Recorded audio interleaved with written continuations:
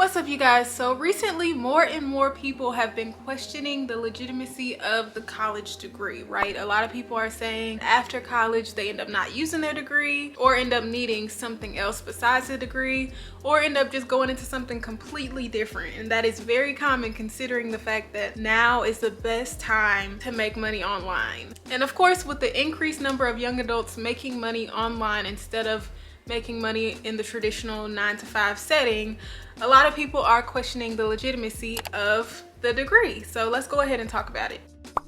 So if you are new here, my name is Aniyah and I do hold a bachelor's degree in public health. I also am in a master's of healthcare administration program currently right now. And although I'm not gonna be the one to say, oh, college degrees aren't worth a quarter, I do think there are some things worth talking about and worth mentioning, especially if you're thinking about going and spending the thousands and thousands of dollars on a degree. So let's go ahead and get right into it, you guys. The first thing I want to make clear is that the degree cannot stand alone. That is true. If you go out and you get a bachelor's degree in business or a bachelor's degree in communication or a bachelor's degree in political science or journalism or psychology or whatever it is, biology, healthcare sciences, whatever it is you're getting the degree in, if you go and get that bachelor's degree, it will not be able to stand on its own. An employer typically will never run across somebody's resume and run across somebody's application and say, oh, they have a bachelor's degree in so-and-so, boom, hire them. Most of the time, employers are not gonna do that. Why? Because we live in a world where experience holds more weight than the degree does. That is why we can use me for an example. You can go and get a master's degree in healthcare administration and go apply for a healthcare administration job and still lose the job to somebody who has 4, 5, 6 years of experience. They're gonna take the experience over the education any day because real world, real life experience is more valuable. So knowing that, what they really should have been teaching us in college that I feel like they didn't, what they really should have told us in college that I feel like they didn't, is that yes, we are getting a degree, but we need to start looking for experience to help beefing up our resumes in college. So in college, most of us have like a part-time job. You know, some of you may have had a full-time job. If you had a full-time job, then more power to you because I did not. But most of us do end up working a part-time job in college. Those part-time jobs need to be jobs that will beefing up your resume so that after you graduate from college, you will have experience on your resume that is relevant to your degree, as opposed to graduating with a degree that you literally have never worked in that field before ever in your life. And now you're having to apply for these jobs and you're getting disappointed because they're not hiring you for lack of experience, which really, really, really sucks. Now, what I will say, there are some degrees that are a little bit easier to get a job with than others, right? So I would probably deem those degrees nursing. We all know nurses will always be in need. Somewhere, somebody needs a nurse. So nurses will always be in need.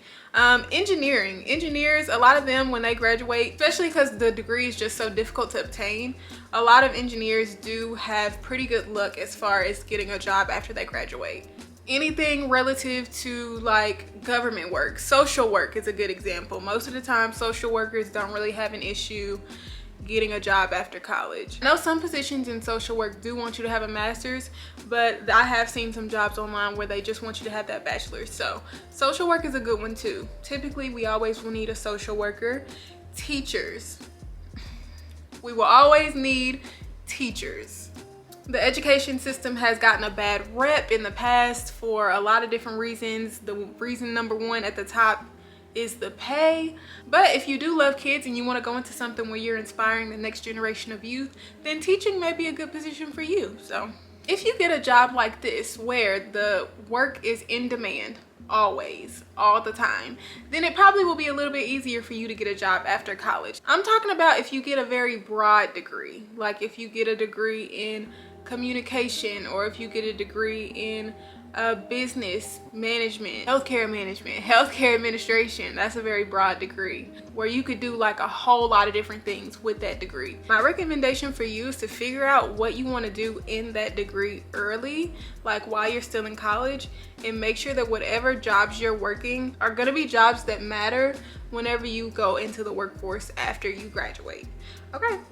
Because if not, you will end up in a position like me where, you know, I went into the workforce after I graduated from college, and of course my whole thing looked different. I thought I wanted to be a PA, and that's kind of like what I was pursuing. But if you have a more broad degree and you haven't gotten any experience in that after you graduate from college, it's going to be relatively difficult for you to get into that workforce or that field after you graduate. A lot of people end up in positions where, you know, whenever they try to go into that specific field that they got their degree in, after they graduate, they end up having to start at the very, very, very bottom.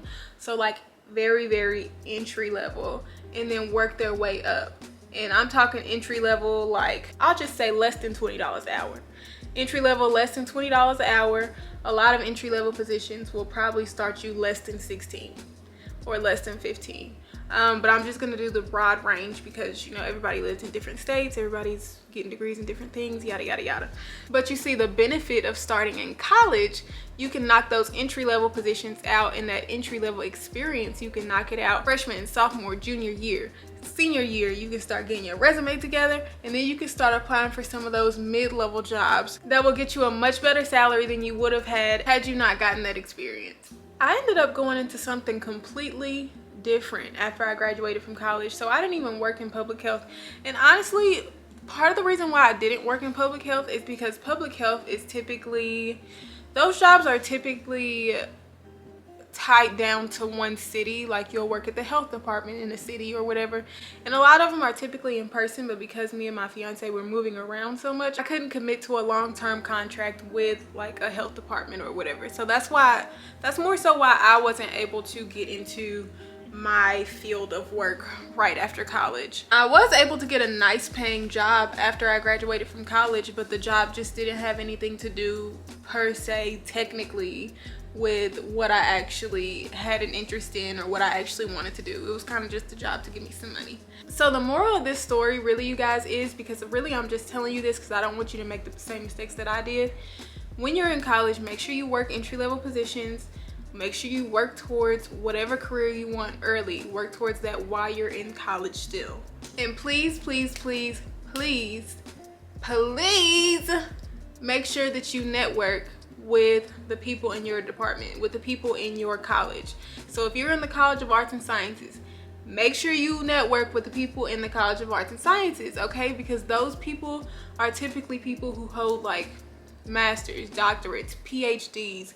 They know people that know people that know people. They have access to a whole different realm of people who can get you a job. Who knows? So just make sure that when you're going to class, you do your best to stand out, and you do your best to form relationships with not only your professors, but also the people in your class, because you never know where those people are going to be in 2 years either. They could help you get a job one day. So networking is key. In a world where getting a job is often about education, experience, and networking, I'd say experience is at the top, networking is in the middle, and education is at the bottom. Because more often than not, it's not about what you know, it's about who you know. And you will be surprised at how many people get into spaces just solely based off of who they knew and who talked them up in the room where the decisions were being made. So I love you guys. Make sure you guys like this video. Look around my channel. If you like what you see, then go ahead and subscribe. XOXO, and Aniyah.